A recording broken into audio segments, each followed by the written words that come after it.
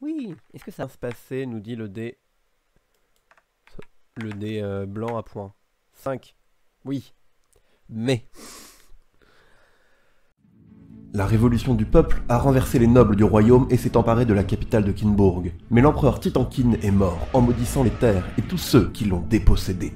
À présent, les seules pièces restantes sont celles enterrées avec les lords morts-vivants qui ont forgé l'Empire. Alors plongez dans les donjons, tuez les lords une seconde fois et sauvez la révolution du peuple. Je suis Tourte, et ceci est un condensé issu de mes live Twitch sur des jeux de rôle solo. Pour en découvrir plus, rejoignez-moi sur Twitch et YouTube. Et maintenant, allumez vos torches et affûtez vos dés, car nous plongeons dans les donjons de The Torch in the Dark. Je vais faire un truc avant de partir dans le donjon, que je rajoute moi. Parce que du coup, ouais, Geralt, le personnage principal, il est un peu... Il manque de personnalité, je trouve. Il a pas une personnalité bien définie, tout ça. Du coup, je vais essayer de l'étoffer un chouille avec des souvenirs. En gros, j'ai bidouillé ça tout à l'heure, juste avant, on va voir ce que ça donne. Ça devrait suffire. Ce qu'on sait de Geralt de Marx, c'est que... Il est ici. Il est relativement lâche, en vrai, quand même. Il a tué des gens par inadvertance dans les donjons et il le vit pas très bien. Donc il a son petit chat, Karl. Du coup, ouais, Geralt de Marx, nom composé à particules de Marx, donc peut-être ancien noble. Ce qui est confirmé par la vieille maison familiale qui est un genre de manoir décrépit, en ruine. Et en vrai, on sait pas beaucoup plus que ça. Il est médecin, enfin il est étudiant en médecine et il croit en la révolution. Il a l'air d'être assez... Mais on n'en sait pas plus. On a un ancien mentor avec qui on est allé un peu discuter pour redescendre la pression après après nos plongées dans les donjons. Nos plongées dans les donjons, je suis pas sûr que... Ouais, bon, c'est pas grave. Du coup, hop, on va mélanger ça. Tac. Et on va tirer une carte. Donc, le 2 de cœur. Le cœur, c'est des histoires d'amour. Et le 2, c'est une décision, un arbitrage. Ok. Le joker ne nous intéresse pas ici. Et le 4 de trèfle. Trèfle, c'est courage, ambition, étrange, impatience. La couleur orange-noir, le feu et l'été. Donc, bah... Geralt, il prend... la dernière expédition a été compliquée. On s'est pris une saucée en partant. On a vu des marins mourir. Des gens qu'on avait aidés à s'échapper ont été emportés par les flots. C'était en fait relativement traumatisant, je pense. Voilà, c'était pas un bon moment. Et en plus, ça avait l'air un peu surnaturel comme truc. Mais c'est pour ça, en vrai, le dernier donjon, il nous a laissé vraiment dans la merde. Donc j'ai un peu peur. Du coup, Geralt, il repense à un souvenir, une histoire d'amour. Il y a eu une décision qu'il a dû prendre. Une décision qu'il a dû prendre. Je pense que ça va être lié à la révolution, forcément. Et du coup, on a dit courage, ambition, ou impatience. Donc c'était l'été dernier, un petit peu avant que la révolution éclate. Ça, peut-être pendant un peu un genre de guerre civile, peut-être. Il y a eu un genre de... Contre les soldats, il y avait les royalistes et puis les révolutionnaires. La révolution du peuple. Et on a... Bah... On avait une copine, on avait une relation avec quelqu'un. Donc... Siam. On avait une histoire d'amour avec Siam, je pense. C'était... Bah, en fait, peut-être une noble, tout simplement. On a dû choisir un peu notre camp à un moment, parce que notre famille est On n'était pas des... Les deux Marx, c'est trop bizarre à dire. Les deux Marx étaient pas très riches, mais ça restait de la petite noblesse. Et on s'en sortait, on esquivait un peu le problème depuis un moment, mais à un moment, bah, on nous a un peu fait comprendre qu'il fallait, qu'il fallait choisir un camp, que tu peux pas avoir le beurre, l'argent du beurre. La famille de Siam a choisi le camp de l'empereur, Titankin. Peut-être que ma famille aussi en vrai, mais moi non. Geralt non, il a choisi... il a tourné le dos un peu à sa famille, à son statut social presque, pour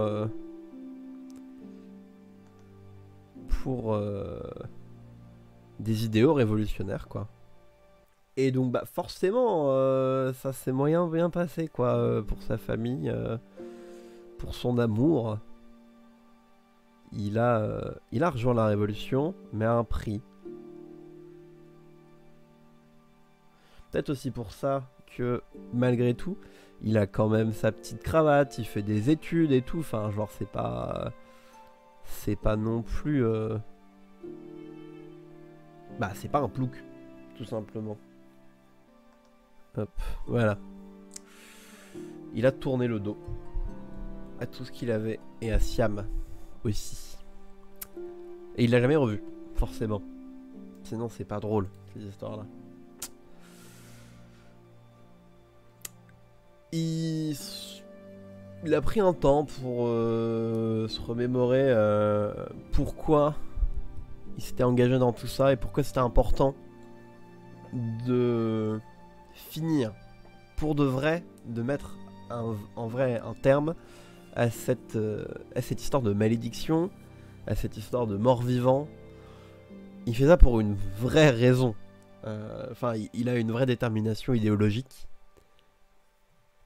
Du coup, bah c'est reparti. Alors, 10 de cœur. Donc, rappelons-le, on est retourné, malgré toutes nos craintes, sur l'île de la mort. La Isla de la Muerte. Non, en vrai, c'est pas l'île de la mort, mais sur la nécropole du Lord Amiral Geoffrey Westale. Le 10 de cœur, vous trouvez un jeune révolutionnaire qui est adossé à un arbre. Il est sévèrement blessé. Si vous voulez l'aider, vous pouvez risquer. Alors, est-ce que... Ok, ouais, c'est bon. Donc on pourra pas en faire un pote. Faut pas qu'on oublie. Ça ne pourra pas devenir un compagnon. Il faut que le texte nous le dise expressément. Je suis navré. Parce que du coup, on avait fait un pote la toute première fois, Alfredo. Mais Alfredo, on n'aurait jamais dû l'avoir. Selon les règles, ça aurait pas dû être un compagnon. Mais c'est pas grave. Mais on va l'aider. Évidemment qu'on va l'aider. Si on fait une réussite critique, si on fait un 6 ou plus, je considère qu'il va nous donner un truc. Parce qu'on est dans la merde, il n'y a pas d'autre MJ que moi-même, donc il n'y a pas de raison. Il est blessé, on a médecine. Pour une fois, médecine peut nous être utile. On n'a pas à viser et tuer quelqu'un, c'est trop bien. Ça ferait que 2D.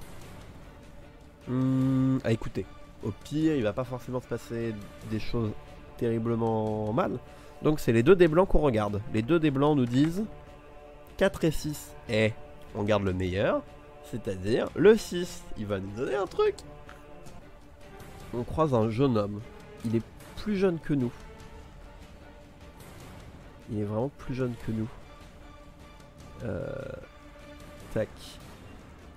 Je pense que ses lunettes sont cassées, il a vraiment l'air mal en point. Limite il dormait en fait quand on est arrivé. Et à notre approche, on s'est approché un peu lentement pour ça. Enfin, on sait pas trop à quoi s'attendre forcément quoi. Et ouais, à notre approche, il s'est soudainement éveillé un peu en panique. Peut-être des bouleaux. J'aime bien les bouleaux, c'est des arbres, on dirait qu'ils ont des yeux et tout. C'est un peu cool. Qu'il est adossé à ça. Donc dans le genre de cour centrale qu'il y a dans la... Du coup, on s'approche de lui. Et il se réveille en sursaut. Donc on fait, t'inquiète, t'inquiète. C'est bon. Il a peut-être un... Qu'est-ce qui différencie un jeune révolutionnaire d'un royaliste ou de quelqu'un... Parce qu'on nous dit que c'est un jeune révolutionnaire. Donc peut-être qu'il a genre un... Bah, le plus logique pour moi, c'est qu'il a un brassard. Il a un brassard avec le symbole de la révolution dessus. On doit avoir le même d'ailleurs. Hein. J'imagine bien, bah forcément un point. Ce que j'avais représenté sur mon bouquin que j'ai dû abandonner, ça me semble pas déconnant que... Et du coup on s'approche, t'inquiète, t'inquiète, on lui montre notre brassard. T'en fais pas. Qu'est-ce que... Je suis à l'université populaire, je suis étudiant en médecine, je suis en médecine. T'as mal, qu'est-ce qui t'est arrivé? T'as mal où? Je peux peut-être t'aider. J'ai pas... Genre, Geralt il tâte un peu ses poches, bah, on a rien de médecine, donc on peut pas forcément désinfecter ou nettoyer correctement, mais bon, on va faire ce qu'on peut quoi. T'inquiète pas, je vais t'aider, ok? Et du coup, il a quoi? Il a 18... Même pas, il est à peine majeur selon nous. Je pense que, bon, du coup, vu que c'est un truc de fantasy, je pense que vers 14-15 piges, t'es majeur. Hein. Une panique un peu. Je me suis fait attaquer, et il commence à déblatérer. Il s'est fait poursuivre dans les caves, dans les caveaux, il s'est perdu, il savait plus trop où il était. Et du coup on discute avec lui, on essaye de le faire redescendre, et pendant qu'on lui parle, on inspecte un peu ses plaies. Ça a l'air d'aller. Il a du sang, mais il y a du sang qui nous inquiétait, mais en fait il y a beaucoup de taches qui sont pas à lui. C'est pas son sang, visiblement. Il nous parle d'autres royalistes ou d'autres gens, sans trop préciser qui étaient là. Donc je pense que ouais, il a pris un peu cher quoi. Il a vu des choses aussi, comme nous quand on est venu la première fois, on a vu des choses pas très catholiques comme on dit. Et du coup ouais, à côté de lui il y a une petite sacoche de laquelle il sort bon, peut-être de la bouffe ou quelque chose comme ça. On va regarder ce qu'on peut avoir comme loot dans le jeu. Une pomme. Oui, une pomme, c'est bien. Et du coup, on a un peu soigné ses blessures. On l'a surtout en fait rassuré, calmé, et on lui a dit c'est pas grave, ça va faire mal. T'as peut-être un ou deux trucs un peu déplacés, un peu foulés, mais rentre chez toi. T'as rien à foutre là et t'inquiète pas, ça va aller. Ok. Il te faut surtout du repos en fait. T'es trop jeune pour toutes ces merdes là, casse-toi. Le 9 de cœur. Ouais, ça nous change pas beaucoup, tiens. Donc, on laisse ce jeune garçon derrière nous. On espère que qu'il va écouter nos conseils hein, et qu'il va se barrer. Parce qu'il est trop jeune pour ça. Enfin, clairement, il n'est pas préparé. Il va se faire bouffer. Notre exploration. Et on va donc dans les galeries de droite plutôt. On avait un peu fait le tour de toute la gauche. Donc là voilà. On prend pas de pont qui menace de s'écrouler cette fois-ci. On reste plutôt sur les rez-de-chaussée et tout. Donc on est dans les tunnels. Et soudainement on entend des bruits de course. On a à peine le temps de réagir. On voit 3 mecs qui se qui sont en train de tirer sur quelque chose, ils me remarquent et du coup ils changent leur trajectoire. Ils ont les bandeaux de la révolution. Et donc ils changent de trajectoire et ils se tournent vers moi un peu en panique et tout. Et on entend des cris qui viennent de l'autre bout de la galerie. Donc visiblement il y a une baston qui est en train, enfin une baston, une escarmouche qui est en train d'avoir lieu entre plusieurs parties. Et du coup les gars me regardent un peu, enfin ils me demandent de l'aide en fait, clairement. On vient de voir ce jeune garçon qui s'est fait éclater la gueule. Je sais pas vraiment envie de participer à ça. Le vrai truc qui m'intéresse c'est pas de me battre, de tuer des gens. Les gens qui sont ici pour la plupart, enfin ils ont beau être comment ça s'appelle, de mon côté de la révolution, bah c'est des pilleurs pour la plupart, donc j'imagine vraiment bien Geralt en mode franchement je suis pas chaud les gars, c'est non mais vous voulez pas juste vous rentrer chez vous et puis non, ok. Ça va être un jeu difficile, mais j'ai pas envie de faire participer Geralt à encore une boucherie. Donc on va prendre un de stress. J'ai fait un 6.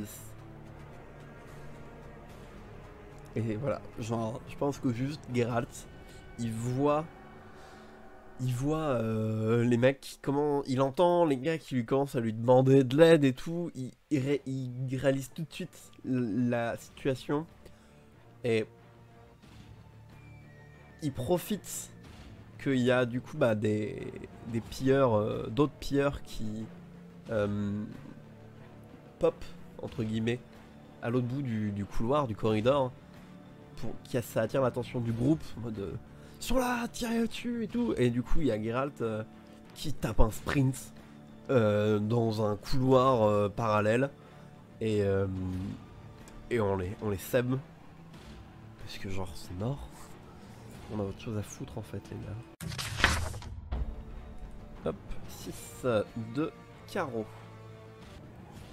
Putain, il est dur ce donjon, je trouve.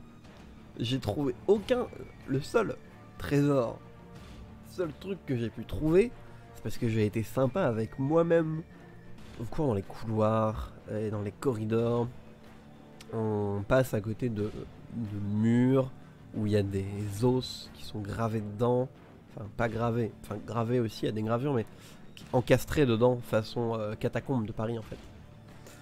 Et on arrive dans un endroit où il y a un peu d'eau par terre. Il y a on court plus vraiment sur de la pierre, on est plutôt sur de la terre battue, un peu humide, et soudainement la glaise dans laquelle on patauge maintenant s'effondre sous nos pas.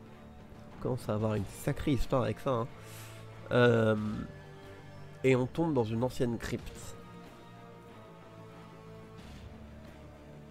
On se relève un peu hébété et là, les murs autour de nous commencent à lentement se resserrer sur Geralt.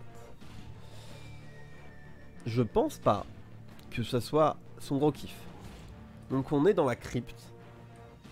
On est perdu au fond de ce truc là. Et vraiment on entend le bruit des murs qui raclent le sol et des os qui cassent, qui se retrouvent bloqués et qui cassent. Et du coup on rallume enfin on reprend notre lanterne et on regarde autour de nous, on éclaire les murs, on essaye de comprendre ce qui trouver un échappatoire. Et on se rend compte qu'il y a il y a une tombe, c'est une crypte, donc il y a des tombes sur laquelle on pourrait monter pour pouvoir choper. Les murs sont vieux et donc il y a des prises un peu plus haut que un peu trop haut pour nous, mais avec la tombe, en montant sur la tombe ça devrait le faire. Et donc on réfléchit pas plus que ça, les murs sont déjà prêts à nous engloutir. et on sort de là. On n'est pas là où on était avant. On est dans une autre section ancienne, très ancienne. On est sous l'île, je pense, maintenant. Je sais pas, j'aime bien vraiment cette idée. En fait, on se retrouve un peu là, on est un peu dans les entrailles de la bête. Le 2 de trèfle. Alors, on a déjà eu cette carte. C'est un pont effondré, partiellement effondré, qui s'étend devant nous. Donc là, je pense qu'on est face à un réseau souterrain naturel où il y a eu des ponts en bois en fait. Vous savez, les trucs qu'on voit dans les films avec de jungle et tout. Les ponts de corde un peu pour passer à travers les gouffres. Bah, le bois il a l'air à moitié vermoulu. Il y a des planches qui sont tombées. Ah, 2 et 2. Ça c'est bien de la merde. Ça c'est bien de la merde. Ça veut dire qu'on prend pour commencer un d'XP. On doit prendre du coup une conséquence très négative. Alors, pour moi, c'est pas pour me foutre dans la merde encore plus, mais pour moi, le plus logique, c'est qu'on perde la torche, la lanterne. Ça m'emmerde, parce qu'elle est très jolie, mais on va perdre. J'aime pas. Il y a des gens, ils aiment pas les escaliers. Geralt, il aime pas les ponts. Et du coup, bah, on marche sur un de ces ponts. Ça tangue un peu. On n'est pas serein du tout. Et j'ai regardé un truc. La carte suivante, un démon. Non, non, non, non, non, non.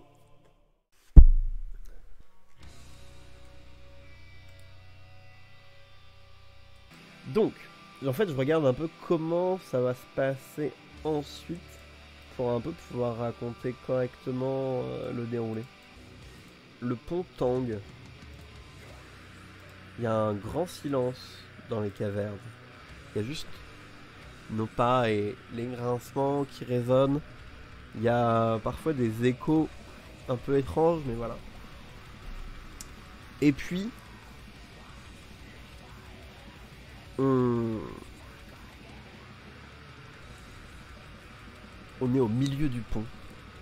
Et soudainement, on entend du coup des bruits d'ailes.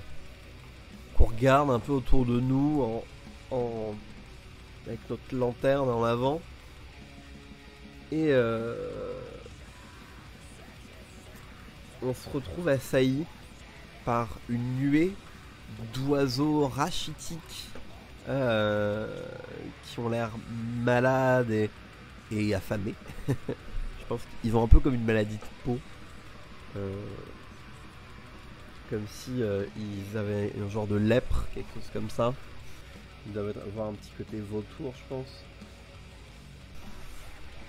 Du coup, ils nous déstabilisent et ils nous font... On arrive au bout du pont, mais en gros, pour s'en débarrasser, on est obligé de lancer la torche au sol, en fait. Bah, y a sa flamme qui illumine un peu la pièce, et du coup, ça les fait fuir. Ça les fait fuir un temps, quoi. Juste le temps que nous, on puisse se barrer un peu. Mais vous inquiétez pas, hein, ça, c'est les assistants du démon. On traverse, pensant un peu pouvoir sauver notre peau quand même, et on tombe sur cette saloperie de Joker. Vous savez, on court un peu, Geralt il court un peu quasiment à quatre pattes, il trébuche, il se relève à moitié, il y a un caillou qui le fait tomber, il s'érafle la gueule, il entend le battement des ailes derrière lui qui se rapproche, du coup il panique complètement, il repart, Et dans l'ombre devant lui, comme si ça s'était matérialisé d'un coup, comme si ça sortait de l'ombre,